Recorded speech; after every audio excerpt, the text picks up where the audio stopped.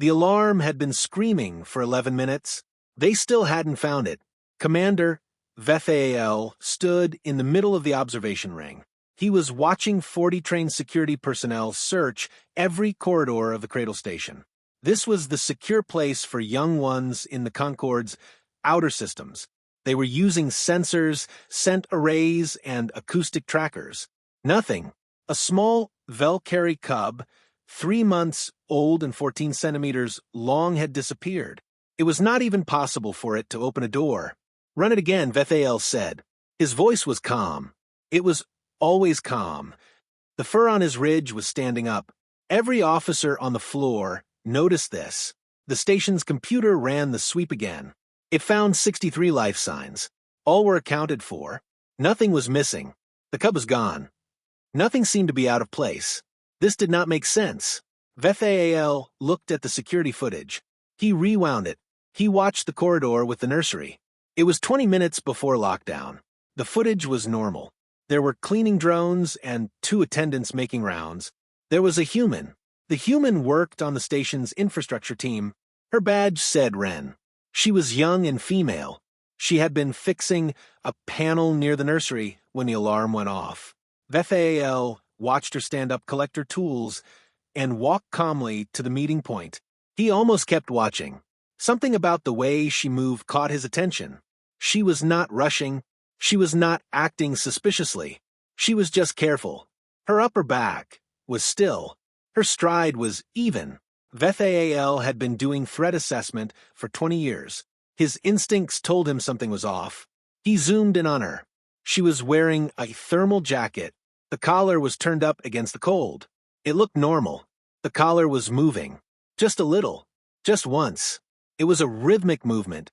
It looked like she had something breathing under her collar. Veth'aal felt a chill run down his chest. He opened the comms channel. "Where is the human, Wren?" "She is in Bay 7, Commander. All non-security personnel were told to go."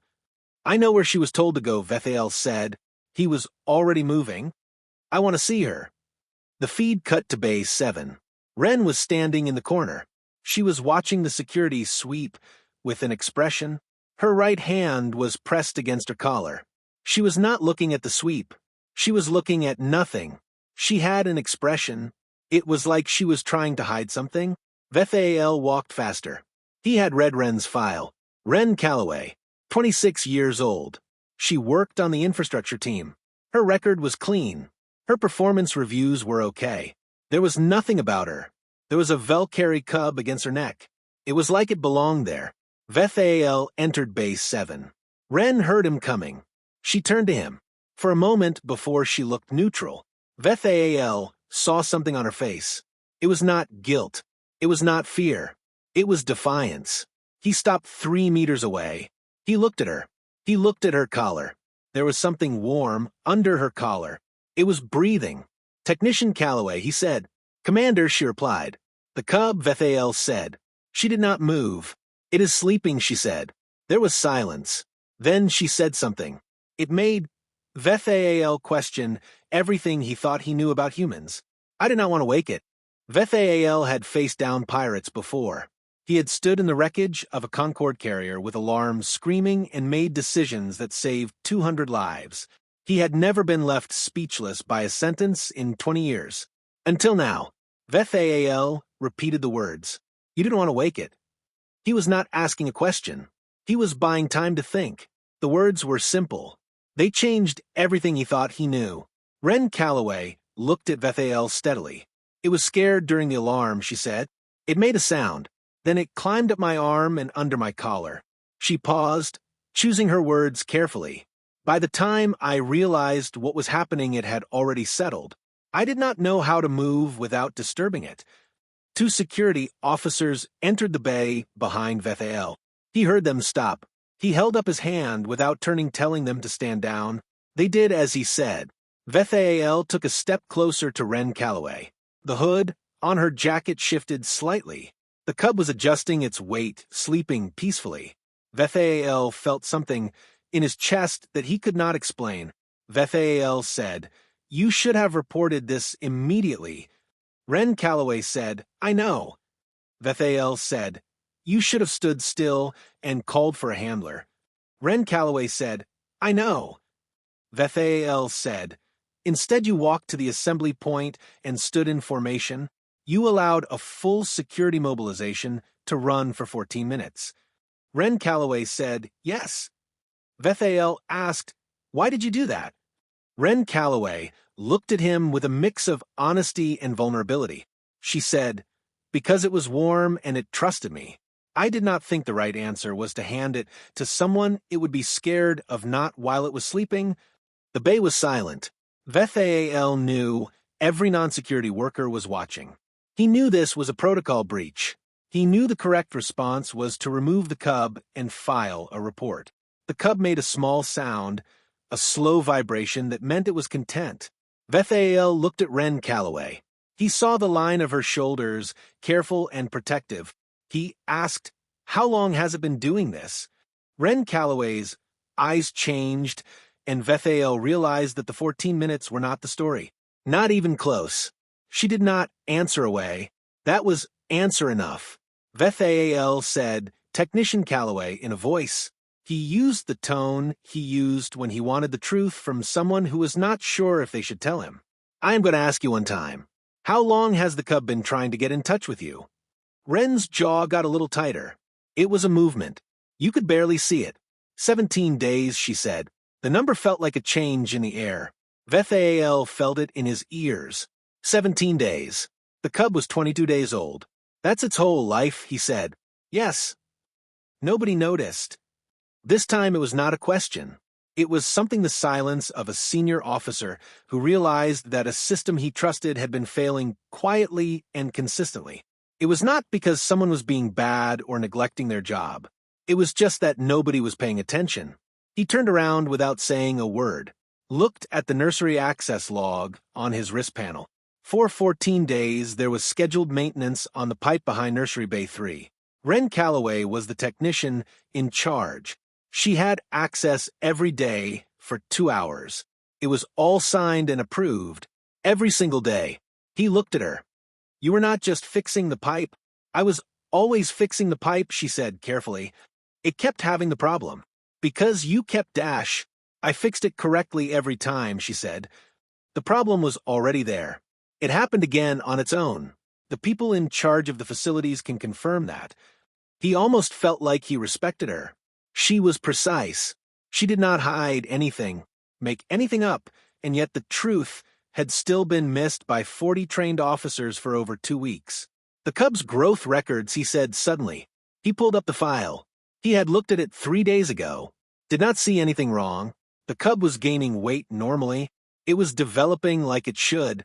The people who took care of the cub said it got her restless at night, but it was fine in the morning. No one needed to do anything. It was fine in the morning. He looked up. You came during the night when the cub was sleeping. The pipe got worse when it got hot, Wren said. It gets hotter at night. The cub. Something changed in her face. She was not as neutral as just a little, just enough. It would hear me coming before I even got to the panel, she said. It would already be at the edge of its cage. Veth'aal put down his wrist panel. He had studied humans a lot. He had read about how humans behave with other species. He knew that humans get very attached to creatures of other species very quickly. It is something that is known and expected. There are rules to manage it because it is so predictable. Yet, 17 days. A cub that had basically chosen a human, every night, quietly changing its brain to think that the human was important. This was not a thing. When Vel'kari are young, the first 30 days are very important. What they learn then stays with them forever. Not hard, not complicated. Forever. It is the basis of how they bond with others, the reason why the breeding relessor is so strict. A cub's first experiences determine how it will behave for the rest of its life. How it will react to threats, how it will trust others, how it will work with others. This cub had spent 17 of its 22 days thinking that a human technician from a station on the edge of the system was important. Veth'aal needed to call the people in charge of the registry. He needed to make a report away. He needed to do a lot of things. He needed to do them now. He just stood there. Because the cub had woken up. It had lifted its head from behind Wren's collar, blinked once with its big dark eyes, and then looked directly at Veth'aal, made a sound that meant it felt threatened, at him. The sound was really small, that almost made it worse. A tiny vibration came from a creature that was barely larger than Veth'aal's fist. This creature was a Vel'kari.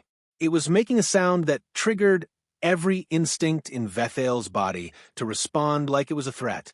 It did not matter that the Vel'kari was 3 months old. Veth'aal's body reacted to the sound because that is what bodies do when they sense a threat from a Vel'kari. He took a step back. He was not proud of it. He did it.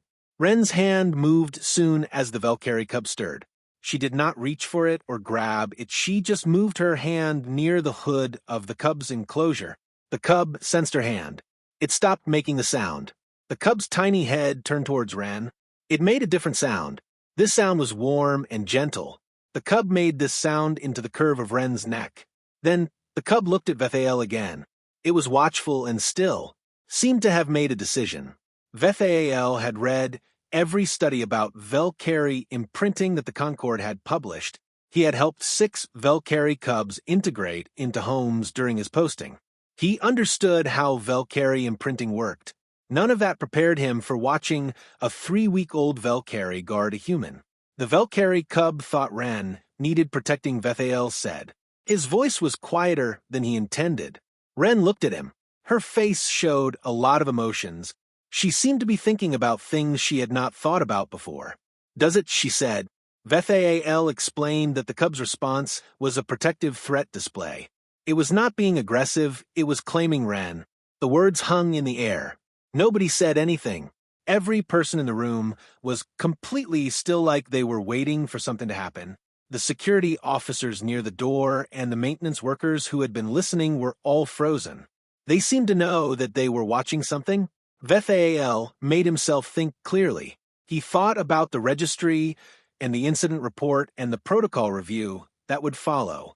He thought about all of these things with the efficiency of 20 years of training.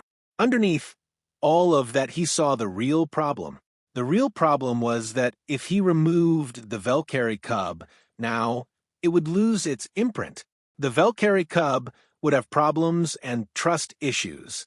It would not be able to integrate into a home. The registry would say it was compromised and could not be placed.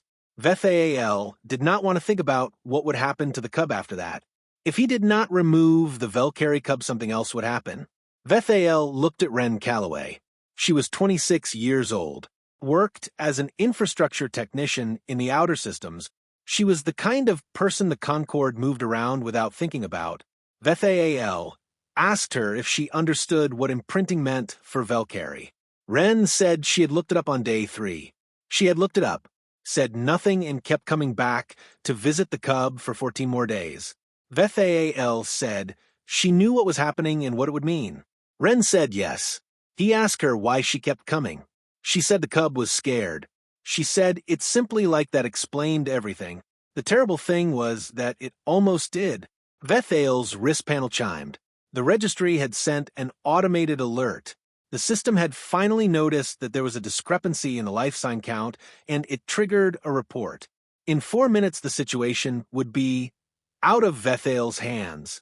He looked at the Vel'kari cub. The cub looked back at him, small and certain. He looked at Wren. He asked her carefully what she wanted to happen. No one had ever asked Wren that question before. Not once. Not in her job. Not in the 2 jobs before it. Not in her whole life of being told what to do and where to go. Wren stood in the quiet of Bay 7 with a Vel'kari cub pressed warm against her pulse point and a commander watching her. The commander's eyes had changed.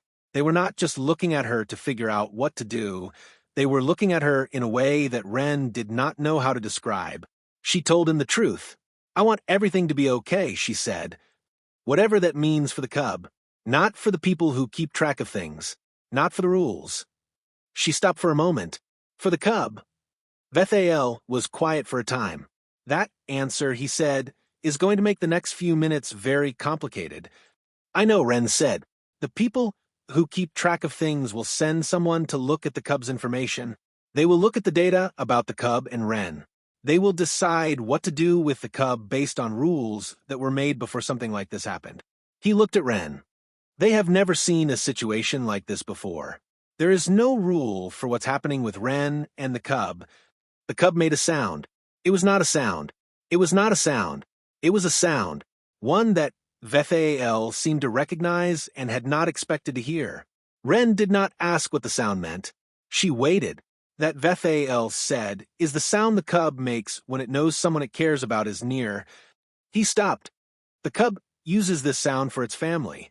The word family was like something Wren could feel in the room. Wren did not let herself react. She had spent 17 days not reacting, not thinking about what was happening, not letting herself get attached to the cub. She had been very careful. It had not mattered. The cub had made its decision. Veth'aal's wrist panel made a sound again. They had 90 seconds. He made a decision. Wren could see it happen. The moment when he went from looking at the situation to deciding what to do. I am going to write a report about what happened, he said. I am going to write down everything that's true. How long the cub has been with Wren. What the cub's behavior has been like. His eyes did not move. I am also going to write about the cub's behavior when it feels threatened, the sound it makes when it knows someone it cares about is near. How happy the cub is when it is with Wren. He paused.